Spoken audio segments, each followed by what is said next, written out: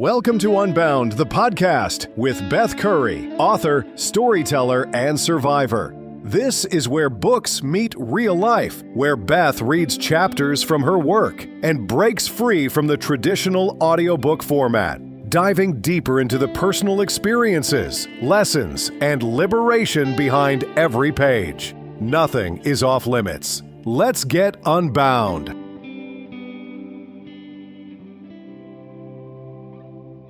Hey there, how you doing? Welcome to Unbound Season 3. I'm Beth Curry. This is episode 0, the dedication and the front matter for the other side of quiet, as well as a quick heads up on what to expect. So I've been on the fence for how to handle this season because the chapters are quite long, and of course from my perspective can be pretty heavy as well. So reading a chapter and then having my little commentary after might make the episodes a little bit longer than people are used to. All These Beautiful Things had longer episodes, and season 2, they were quite a bit shorter. I don't really know. I know that I have less chapters in this book than All These Beautiful Things, but roughly the same word count. So the chapters are longer. Anyway, I thought, maybe I'll just have some discussion or commentary in the Facebook group instead and just read the chapters. But then I realized that not everybody has Facebook and not everybody wants to join a Facebook group. And, people might still want the commentary. So I'm not really sure what to do. I guess I'll probably just do the traditional format that I've been doing, for All These Beautiful Things. And then people can control the speed at which they listen or how much they listen to, or if they want to listen to all of it. You don't have to, but if you do, thank you so much. It means a lot. Anyway, episode 0 is typically me reading the front matter that I have to legally put out there and all the warnings and brief discussion and all that crap. So I'm just going to get on with that. Copyright 2025 by Beth Curry, all rights reserved. No part of this publication may be reproduced, distributed, or transmitted in any form or by any means, including photocopying, recording, or other electronic or mechanical methods without prior written permission from the publisher, except as permitted by Canadian and U.S. copyright law.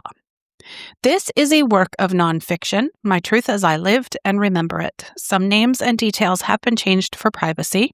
Some conversations are reconstructed from memory because trauma doesn't come with transcripts, and conversation with others involved. As they remember things, I simply do not. I've captured the emotional truth of what happened.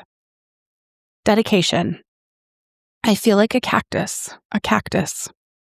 It's prickly. That's to protect itself, because once a year, it gets this really beautiful bloom. It's worth it if you can stand it the rest of the time.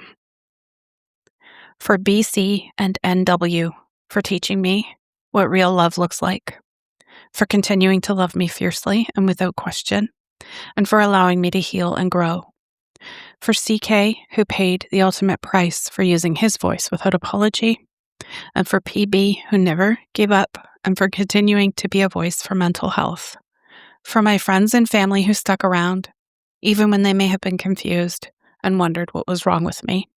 And for anyone reading this who may be surviving silently. So at the start of this book, kind of similar to season 2 and my last book, The Weight of Truth, I included 4 kind of escalating fair warnings. They started out with a heads up about profanity and uncomfortable truths and moved through the content warnings about trauma and abuse and dark thoughts and all that jazz, and then end with me basically calling you a masochist with poor decision-making skills if you're still here. The warnings get progressively more confrontational from, this isn't for you if you want rainbow puppy unicorn farts, to I respect your commitment to poor choices. If you've made it through my previous work, you know the drill. This book discusses suicidal ideation and violence and trauma and the ways that we kind of disappear ourselves to stay safe. It's not gentle at all. It uses the F word liberally, and it will challenge popular narratives about healing. And I won't read those warnings, but consider yourself warned 4 times.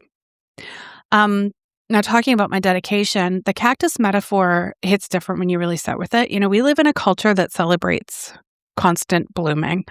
Constant, be your best self at all times, shine your light, radiate positivity.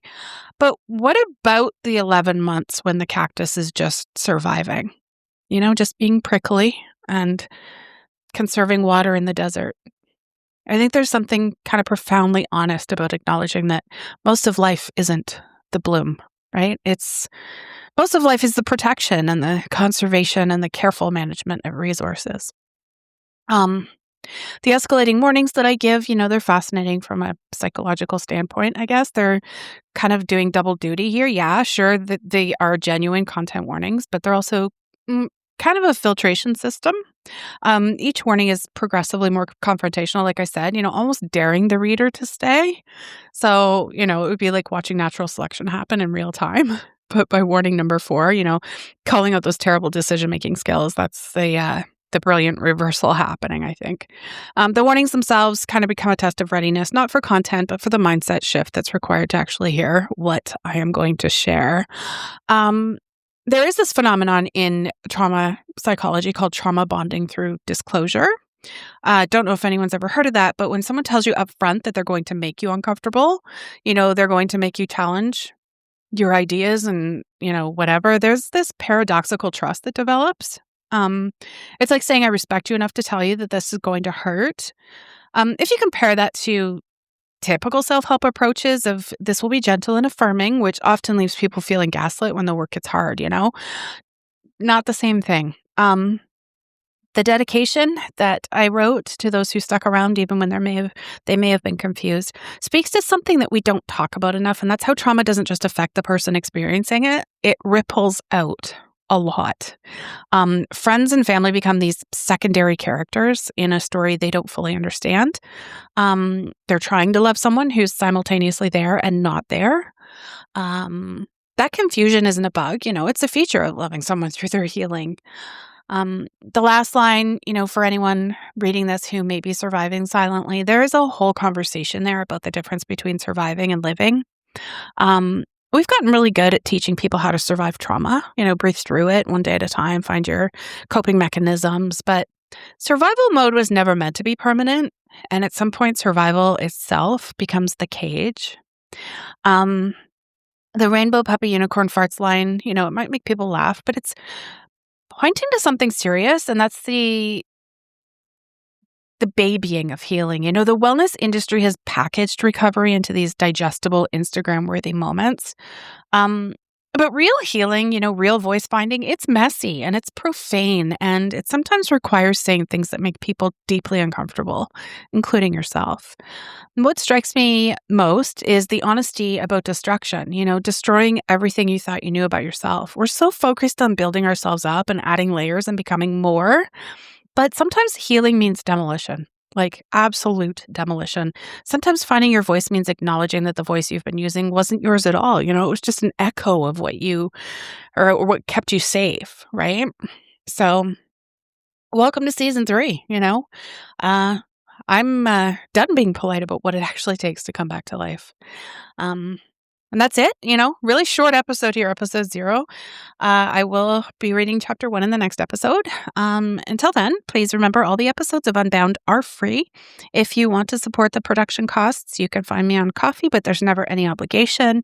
This content will always be free because barriers to healing shouldn't be financial. There is a Facebook group. I will be there if anyone wants to talk about this, and all links and info are in the show notes. And I will see you in episode 1. Thanks for listening to Unbound with Beth Curry. Join the conversation in the Facebook group or visit author.bethcurry.com. Want to support the show? Head to ko-fi.com/Unbound Podcast. Until next time, stay unbound.